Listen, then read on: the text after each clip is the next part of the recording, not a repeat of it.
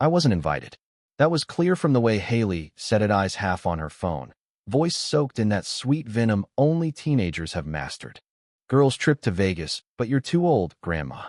She said it like a joke, but didn't laugh. Just flicked her blonde hair, grabbed her pink carry-on, and disappeared into the Uber with her friends. I stood in the driveway with the desert wind tangling in my thinning hair and something heavier than insult pressing on my chest. Too old. They all say that now, the doctors, the neighbors, the cashier who asks if I need help with my bags. Like I'm a relic no one quite knows where to place. But what they forget is, I've lived. Not just existed, lived. Loved and lost. Screamed and danced. Hid bruises. Buried dreams. Dug them back up. And damn it, I'm not dead yet. 3 hours later, I was stuffing cash into my bra and booking a last-minute flight to Vegas. Let me tell you, the TSA does not appreciate when a 78-year-old woman shows up in line wearing rhinestone boots and asking if pre-check covers sequins. But I smiled, flirted with the older security officer, whose name tag said Dale, and who blushed when I winked, and made it through with minimal scandal. The plane ride was a blur of dry air and overpriced snacks. I sat next to a woman in her 30s who kept adjusting her AirPods and clearly didn't want to talk. That was fine. I had a bottle of gin in my purse and the past for company. The past now that talks whether you want it to or not. As we descended over the glittering strip, I pressed my face to the window like a child. Neon bleeding into the night. Buildings rising like beacons for the desperate and the brave. And somewhere down there, my granddaughter was posting filtered selfies and drinking margaritas with girls who hadn't yet learned the price of freedom. I wasn't here to party. I was here to remember who I used to be. I didn't book a hotel. I didn't need one. My friend Dolores DeLo, we called her in our blackjack days, still worked the counter at the Silver Oasis Motel, just off Fremont. It smelled like mold and regret, but the beds were clean and the lights mostly worked. Ruthie, she gasped when I walked in, nearly dropping her mug of instant coffee. DeLo, I said, I need a room and maybe a little trouble. She stared at me for a long moment, then burst into a laugh that made the years melt between us. Within an hour, I was settled into room 6, drinking boxed wine and sharing stories that hadn't seen the light in decades. Remember when you made out with that Elvis impersonator on the roof of Caesars? Dolores cackled. Which one? I asked, and we howled like two girls at a slumber party, not two old broads with aching joints and pill organizers. But under the laughter was something raw.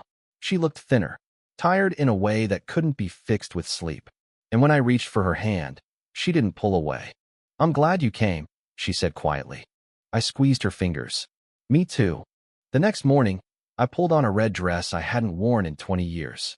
It clung tighter than I remembered and sagged in places I didn't want to admit, but I looked in the mirror and said aloud, You're still in there, Ruthie. And for the first time in a long while, I believed it.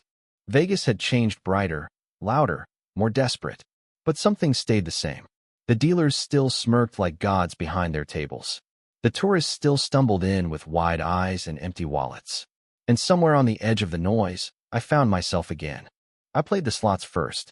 Won $30 and screamed like I'd hit the jackpot. People stared. I didn't care.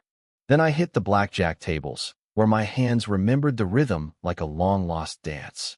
I flirted with the dealer, charmed a bachelorette party from Minnesota, and walked away up $200. I was on fire. Until I wasn't. It happened in the middle of a late lunch at some overpriced restaurant in the Bellagio. I was sipping a mimosa when my phone buzzed. Haley. A selfie of her and her friends in a hot tub. All smiles and bikinis. No message. Just that. I stared at the screen. Not a word. No, how are you, Grandma? No. Did you get home okay? Just a digital reminder that I was excluded. Forgotten. My throat tightened. I left a 20 on the table and walked out, tears threatening. Outside, the sun was too bright. The noise too sharp. My knees ached, and the glamour felt fake again. I wandered the strip like a ghost in heels, invisible among the young and bold. I ended up back on Fremont, at a bar we used to sneak into as girls. It had a new name now, but the bartender was the same Benny, with a little more belly and a little less hair. He poured me a whiskey without asking. You okay, Ruth? I looked at him. Do I look okay? He chuckled. You look like a woman who could burn this city down if she wanted to. I smiled. It hurt. That night, I didn't go back to the motel. I sat in the old lounge behind the casino, where a woman in a gold dress was singing jazz too beautifully for this place. I drank slowly, let the music wrap around me, and somewhere between the third drink and the fifth song, I remembered. I came here for me, not for Haley, not to prove a point, not even to relive the past. I came to remind myself that I still had blood in my veins, that I wasn't done. And just like that, the sadness lifted. I left $100 tip for the singer and walked out into the warm Vegas night. The city pulsed around me. So did my heart. And I knew then I wasn't too old. I was just getting started. The next morning, I woke up on a bench outside a 24-hour donut shop, with powdered sugar on my cheek and a hot coffee someone must have left in my hands. My red heels dangled from my fingers. My hair looked like a small animal had died on my head. But I was smiling. I hadn't smiled like that in years, that deep, worn kind that only comes from living a night fully. No regrets. No edits. Back at the motel, Dolores was waiting with a greasy bag of breakfast burritos and eyes full of curiosity. "Don't you dare say you're done." "I'm just getting warmed up," I told her. And I meant it. That afternoon, I bought a dress. A real one, not a hand-me-down memory, but something new and alive. Emerald green, tight in the hips, soft at the neckline. The girl at the boutique tried to steer me toward the age-appropriate section. "Sweetheart," I said, holding up the dress, "I wore leather minis while your mama was still on formula. Ring it up." She did, with a blush and a little smile. I wore it that night. And something happened. It wasn't magic exactly, but it felt like it. I walked into the Mirage lobby like I owned the place. Heads turned, and not because I looked young, but because I looked like I gave a damn again. I ended up at the piano bar, where an old man named Vince played requests in exchange for whiskey and laughter. I requested at last. When he started playing, I closed my eyes and danced alone, graceful, and entirely without shame. People watched. Some smiled. Some whispered. One couple filmed me on their phone. I didn't care. I was dancing for every version of myself I'd ever buried. A woman approached me after the song. Late 40s. Expensive heels. Tight smile. "You remind me of my mother," she said. "I hope that's a compliment." She laughed. "It is. She used to dance like that. Before she got sick." I nodded. "The trick is to do it before they tell you you can't." Her eyes softened. "You're amazing." I didn't say thank you. I just held her gaze for a beat and said, "So are you. Don't forget that." She left me a drink at the bar. But all high tides pull back eventually. It was past midnight when I saw Haley. I didn't expect it. Didn't plan for it. But there she was in line at a Velvet Rope nightclub I'd never be allowed into, wearing a dress that cost more than my entire suitcase and laughing like the world owed her nothing. She didn't see me. Or maybe she did, and chose not to. Either way, I froze. I felt 78 again. I felt the lines on my face and the weight in my back. I felt like the girl with powdered sugar on her cheek and no room at anyone's table. And for a moment, I wanted to disappear. But then she stumbled just slightly, and her heel snapped. Her ankle twisted. She caught herself on a friend, laughing it off, but I saw it. The little panic behind her eyes. The way she looked around for help. She still doesn't know how to fall. I turned and walked away. Back at the motel, Dolores was asleep. I sat on the edge of the bed and stared at my hands. They're not soft anymore. The veins rise like rivers. The rings I used to wear don't fit the same. But they've held babies, buried husbands, written letters, slapped liars, built gardens. These hands have lived. And I'm not done. The next morning, I got a message. From Haley. It was short. "Grandma, are you in Vegas?" I stared at it for a long time. Then I typed back, "I am." She replied 10 minutes later. "Why didn't you tell me?" Another pause. Then, "Can we meet?" We met at a cafe on the quieter end of the strip. She looked different in the daylight, softer, tired around the edges. No filters. Just her. "You look amazing," she said, surprised. "So do you," I answered. And we sat. There was silence first. Then coffee. Then stories. I told her about Vince the pianist. About the blackjack table. About the woman who saw her mother in me. And she told me things I hadn't expected. About the pressure. The pretending. The way social media had become a job, not joy. The way her friends didn't really know her. "I didn't mean to say you were too old," she said finally. "I just thought you wouldn't want to come." "Why?" I asked. She looked down. "Because I didn't think you still had that kind of fire in you." I smiled, slow and sure. "Then I guess it was time you saw it." We spent the day together. We didn't do anything wild, no clubs, no rooftop pools. Just walked, talked. She showed me her favorite gelato place. I showed her the lounge where I'd danced. She took a picture of me, no filter. Just me in the green dress, smiling. And posted it. Caption: My grandma followed me to Vegas. I'm so glad she did. That night, we saw a show together. Front row. Acrobats flying through the air, lights painting the walls. At one point, she reached over and squeezed my hand. It wasn't a grand apology, but it didn't need to be. Sometimes the quietest gestures speak the loudest. Back at the motel, Dolores was waiting. She's beautiful, she whispered after Haley hugged me goodbye and left. She is, I agreed. Still got more fire than the Bellagio fountain. I laughed. Maybe just enough for one more night. So we went out, just the two of us. Two old women, side by side, walking into the kind of night Vegas was made for. We danced. We drank. We laughed until our mascara ran and our feet begged us to stop.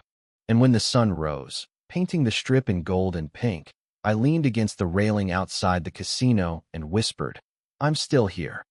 Dolores, beside me, grinned. Damn right you are. We wandered back to the motel in silence, both of us too tired to speak. The city, which had roared all night, was beginning to quiet. The streets glistened with dew and discarded hopes, lipstick-stained napkins, empty cups, feathers from a boa some showgirl had lost in the chaos.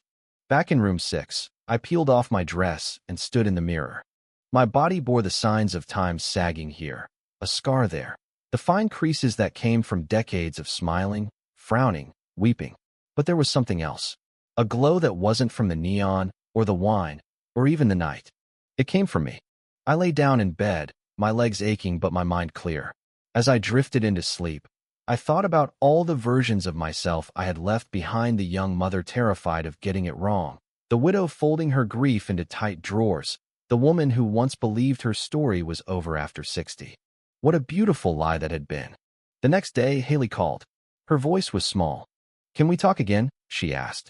So we met. This time, she brought no friends. Just herself. She'd been thinking, she said, about what it meant to be too old, and how often she'd said things like that without realizing their sting. I guess I thought aging was something to fear, she admitted. I sipped my tea.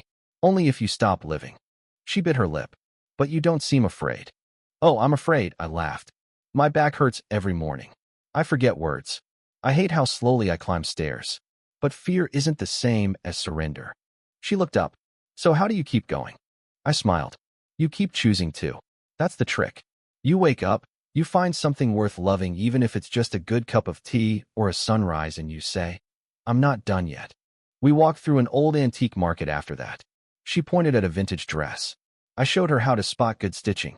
We ran our hands over tarnished jewelry and dusty vinyl records, and for a while, it felt like I was showing her the world I knew before Instagram, before selfies and stories. There was a moment, quiet but heavy, where she picked up a locket and asked, Did you ever think I'd grow up to treat you like that? I paused. We all say careless things when we're young. What matters is whether we grow past them. She nodded and tucked the locket into her purse. I want to. That night, I went out alone. Dolores was too tired, and Haley had dinner plans, but I didn't mind. I walked the strip slowly, no destination in mind, just following the buzz. At one corner, a street magician pulled me into his act. I played along, letting him read my mind and guess my card. And when he gave me a fake rose at the end, I bowed dramatically. The crowd clapped. For the first time in years, I felt visible. Back at the Silver Oasis, I found Dolores sitting outside with a cigarette and a box of photographs on her lap. I've been going through my old stuff, she said. Thought maybe you'd want to see.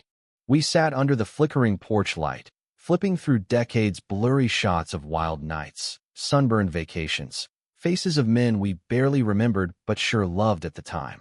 She held up one photo of us in our 20s, crouched on a roof, laughing so hard we couldn't breathe. I don't remember why we were up there, she said. Probably hiding from security, I grinned. Her smile faded slowly. I missed you, Ruthie. I didn't know how much until you came back. I reached over and took her hand.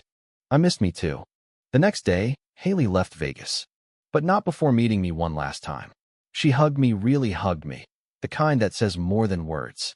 You showed me something this week, Grandma, she whispered. Something I didn't know I needed. What's that? That life doesn't end when the world stops looking at you. I touched her cheek. It begins when you stop asking for permission. She cried a little, and when she left, I didn't feel sad. I felt full. That evening, I stood at the edge of the Bellagio fountains. Water danced in the sky, music echoing around the buildings. The crowd watched in awe, but I watched them. The couples holding hands. The tired parents. The lone traveler. The teenage girls laughing too loud. The old man tapping his cane in rhythm. Vegas wasn't about escape. It was about remembrance. A place to remember who you once were, and maybe if you were lucky who you still could be. Back at the motel, I told Dolores I'd be heading home in the morning. You sure? She asked. You could stay? We could open that old hair salon we joked about. I laughed. I think I need to go home before my hips rebel. We sat in silence for a moment. You changed this week, she said. No, I replied. I just took the dust off. As I packed, I found something Haley had slipped into my bag, the locket from the antique market. Inside was a photo of her and me, laughing at the gelato place. The note folded beside it read, "Never too old, never too late." I walked onto the plane with no makeup, no filters, no need to prove anything to anyone. And yet I felt 10 feet tall. I'd come to Vegas chasing something I thought I'd lost. But what I found was something much better. Myself. The house was exactly as I'd left it. Quiet. Still. Too clean. The dust hadn't dared gather in my absence, but the silence wrapped around me like a heavy coat. I dropped my suitcase in the hall and stared at the framed photo on the wall, my late husband, Frank, smiling like he'd just told a dirty joke. I smiled back at him. I made it, I said softly. You would have hated the noise, but loved the blackjack. I ran a hand over the wood-paneled wall. Everything here was safe. Predictable. Familiar. But I had changed. My bones still creaked, sure, but something deep inside me had started to stir, and I couldn't go back to the way things were before. The next morning, I got up at 6. Same routine: slippers, tea, morning pills lined up like soldiers. But when I passed the hallway mirror, I didn't look away. I stopped. I really looked. There she was, Ruth and Miller, 78 years old, wrinkles like road maps, eyes like wildfire, still standing, still hungry. I poured my tea and sat by the window, the desert sun casting golden lines across the kitchen tile. My phone buzzed a text from Haley. Miss you already. You're kind of famous on my feed. I'll call tonight. Love you. I grinned and typed back. Only kind of. Later that week, I did something radical. I signed up for a salsa class. At first, the instructor, a 20-something boy with teeth too white to be real, tried to steer me toward the beginner over 60 group. I shook my head. I want the real class, I said. He gave me a skeptical look. It's fast-paced. So was the 60s, darling. I kept up just fine then. That shut him up. The first class was brutal. My knees screamed. My hip popped twice. But when the music hit, my body remembered. Maybe not the exact steps, but the joy, the fire. The part of me that used to dance barefoot in motel parking lots and kiss men without needing their last names. I went back the next week. And the week after that. People in town started to notice. At the pharmacy, Mrs. Langan asked, "Where have you been, Ruthie? You look different." I went to Vegas, I told her. Her eyebrows shot up. Alone. With my past, I said and smiled. The librarian waved me over one afternoon. That green dress you wore, the one in your granddaughter's post. Stunning. I paused. You saw that? Honey, everyone saw that. You're internet famous. Well, I said, it's about time. One morning, I found a letter in the mail. Handwritten. No return address. Inside. Dear Mrs. Miller, I don't know if you remember me. I'm Benny, the bartender from Fremont Street. I just wanted to say thank you. I saw you dancing in that lounge last month, and something about you stayed with me. My mother passed 2 years ago. She was a woman like you, tough, tender, fire in her bones. Watching you dance reminded me of her. It reminded me that not everyone fades when they get old. I told my sister I saw a woman set the room on fire just by being herself. So thank you. You mattered. Benny.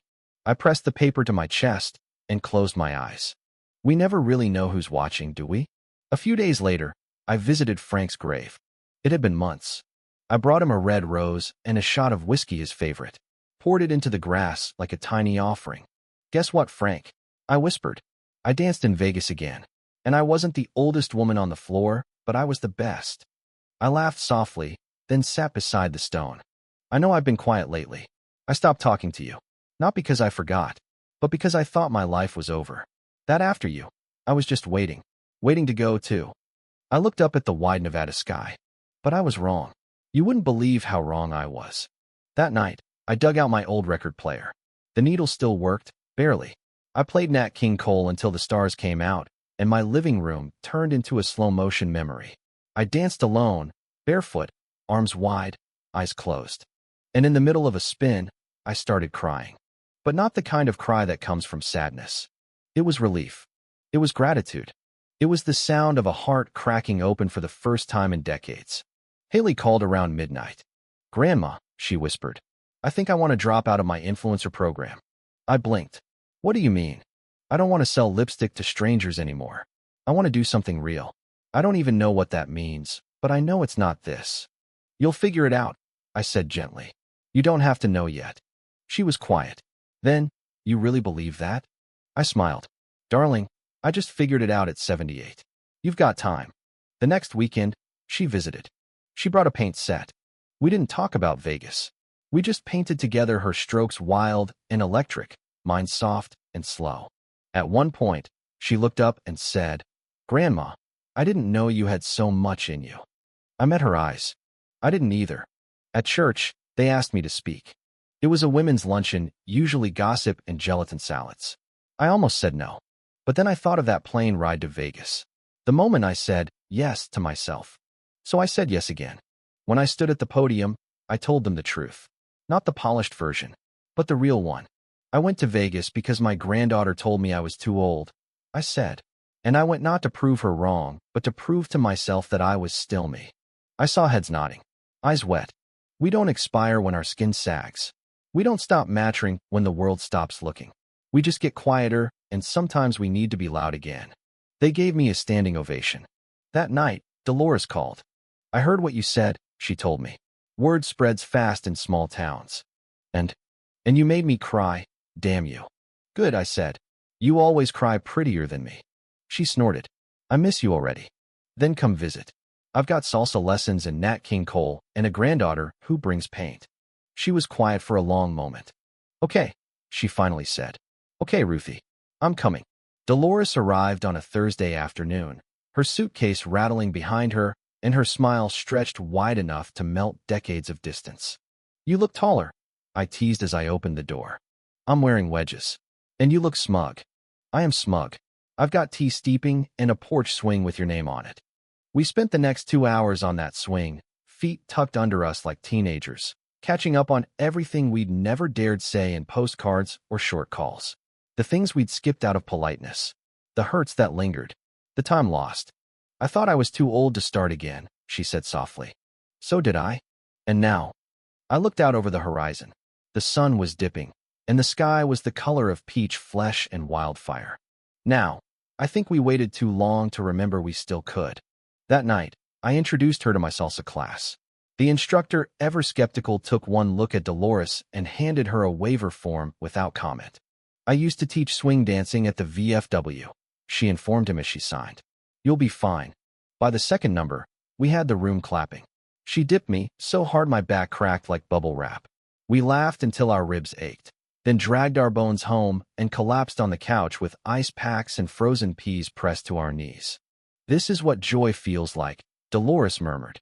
"It hurts, but it's the best kind." The next day, Haley joined us for dinner. She wore jeans. No false lashes. Her nails chipped, her voice lighter.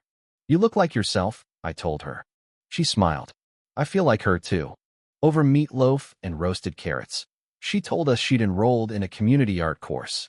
"Nothing fancy," she said, "but it feels honest." Dolores toasted with her sweet tea. "Some honest things. And old broads who still dance." We clinked glasses. That weekend, we held a party. Not a birthday. Not a holiday. Just a life party. A still here celebration. We strung fairy lights through my backyard, dragged out speakers, and told everyone in town to come as they were wigs, walkers, wine, and all. People showed up. They brought folding chairs and lemonade, stories and songs. Haley painted on people's cheeks roses and stars, and little flamingos. Dolores led a conga line through the hydrangeas. I wore the green dress again. At one point, as the music slowed and twilight settled over the trees, Haley stood in the center of the yard and asked for quiet. She held up her glass. "This is for my grandmother," she said, her voice shaking, who reminded me that living doesn't stop when you turn a certain age. It starts when you decide to stop being invisible. She looked at me. "And I see you now, Grandma. I really do." My throat closed. The crowd clapped. And somewhere in the distance, a wind chime tinkled like a soft amen. As the party faded into laughter and fireflies, I stepped aside. I needed air. Quiet.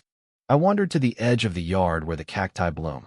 I stood under the sky, full of stars that had burned longer than any of us could fathom, and I breathed in the stillness. I thought of Frank, of the young girl I once was, of the wild, sharp-edged woman Vegas helped me reclaim, of the friends I'd lost, and the memories that still whispered. I was all of them, and none of them. I was Ruth, and that was enough. In the weeks that followed, life settled, but not into old grooves. Into new ones. Dolores moved into the rental down the street. We hosted Monday Mayhem card games, storytelling nights, wine and cocoa. Haley visited weekly.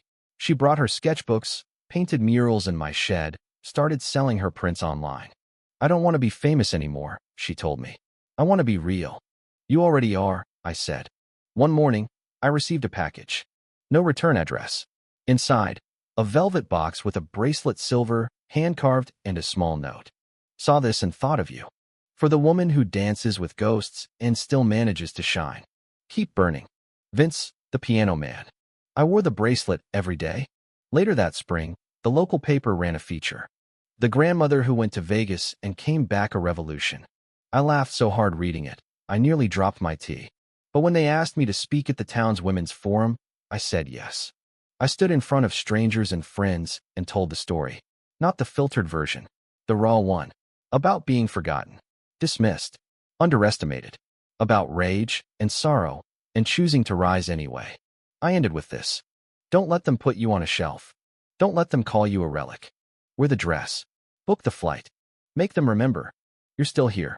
You always were. The applause was thunderous. But the silence after the breathless stillness of 100 women remembering their own worth was louder than anything. One evening, months later, Haley and I sat on the porch. She curled up beside me, older somehow, and not just in years. "Do you ever miss how it used to be?" she asked. "No," I said softly. "Because I was asleep then. This is better." She nodded. "I hope I'm like you when I'm old." "You don't need to be like me," I said. "Just don't stop being. That's the key." She looked at me. "You know you changed my life, right?" "No," I whispered. "You changed mine." She leaned her head on my shoulder, and we watched the stars. "And so, here's what I've learned. You are not too old. You are not too late. You are not done. Not if there is breath in your lungs. Not if there is music in your bones. Not if there is a story still untold inside you." I went to Vegas thinking I was going to prove something. What I found was something far more sacred. I found the woman I buried beneath duty, fear, politeness, and silence.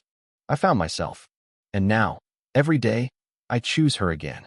Not in grand gestures, but in the way I stir my tea. In the red lipstick I wear on Sundays. In the way I dance when no one's looking. And even more when they are.